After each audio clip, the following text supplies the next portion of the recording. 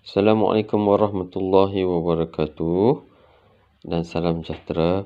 Okey, semalam cikgu ada bagi formula masa. Macam mana kita nak kira ataupun nak tukarkan sela-sela masa yang ditanya. Contohnya dalam garis lurus yang cikgu buat ni, S ni saat kepada minit, minit kepada jam, jam kepada hari, hari kepada minggu, minggu kepada bulan, bulan kepada tahun.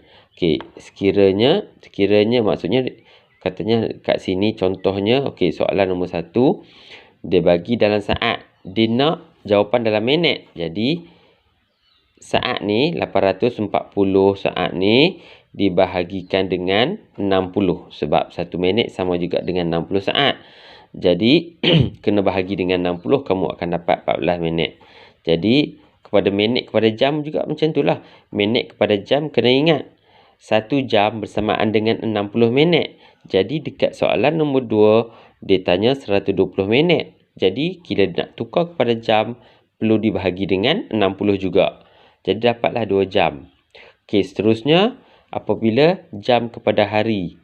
Jam kepada hari kita kena ingat 1 jam ada 1 hari ada 24 jam. Jadi bahagilah dengan 24. Katalah dia tanya berapa jam. Dekat sini soalan dia 48 jam. Bahagikan dengan 24. Dapatlah harinya 2 hari. Itu maksudnya. Lepas tu katalah dia tanya soalan dia hari. Dia suruh cari minggu. Jadi contoh dekat sini soalan nombor 4.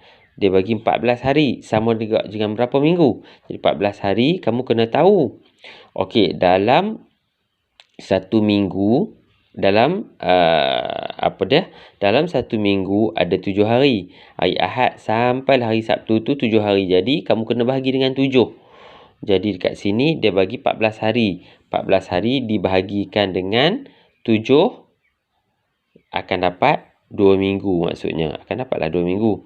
Seterusnya, sekiranya dia nak minggu kepada bulan pula. Jadi, kita kena tahu dalam sebulan ada 4 minggu. Jadi, dekat sini soalannya, dia tanya 4 minggu sahaja. Jadi, bahagilah dengan 4.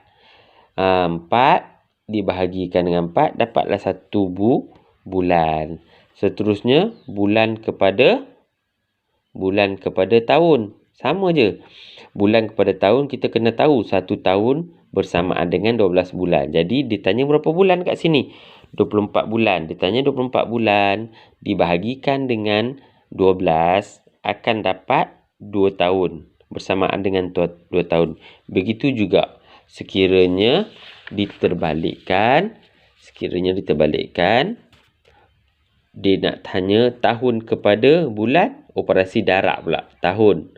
Contohnya, kita kena tahu 1 tahun bersamaan dengan 12 bulan. Jadi, tahun ni dia tanya, okey, 10 tahun bersamaan dengan berapa bulan? Kena pula dengan darab. Kena guna operasi darab. 10 darab dengan 12 akan dapat 120 bulan. Lepas tu, bulan kepada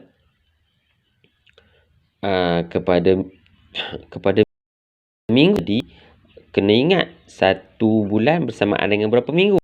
1 bulan akan bersamaan dengan 4 minggu. Jadi dekat sini operasi darab. Dia tanya soalannya 8 bulan sama dengan berapa minggu? Jadi 8 didarabkan dengan 4. Samalah dengan 32 minggu. Begitu pula sekiranya dia tanya berapa minggu bersamaan dengan berapa hari. Jadi dekat sini soalannya kita kena tahu dalam seminggu ada berapa hari? Ada 7 kan? Jadi kat sini dia tanya 12 minggu. Darablah dengan 7. Akan dapat 84 hari. Begitu pula sekiranya hari kepada jam. Kita kena tahu 1 hari berapa jam? 1 hari ada 24 jam. Jadi soalannya dia tanya berapa hari? 24 hari. Darablah dengan 24. Akan dapat 576 jam. Begitu pula sekiranya jam kepada minit. Okey, kita kena ingat 1 jam berapa minit? Ada berapa minit? Ada 60 minit. Jadi soalannya dia tanya berapa jam? Dia tanya 24 jam. 24 jam darablah dengan 60 minit. Kerana 60 minit bersamaan dengan 1 jam. Tapi kalau 24 darab dengan 10 akan dapat banyak ni, 1440 minit. Seterusnya, apabila minit kepada saat, kita kena tahu 1 minit bersamaan dengan berapa saat. 1 minit bersamaan dengan 60 saat. Jadi soalannya dia tanya berapa minit? Dia tanya 60 minit. Jadi darablah 60, darab 60 akan dapat 3600 saat. Kamu kena ingat formula. Formula ni memang wajib kena tahu. Kalau tidak, kamu kena buat catatan supaya sentiasa kamu ingat nak ubah ataupun nak tukar masa. Assalamualaikum warahmatullahi wabarakatuh.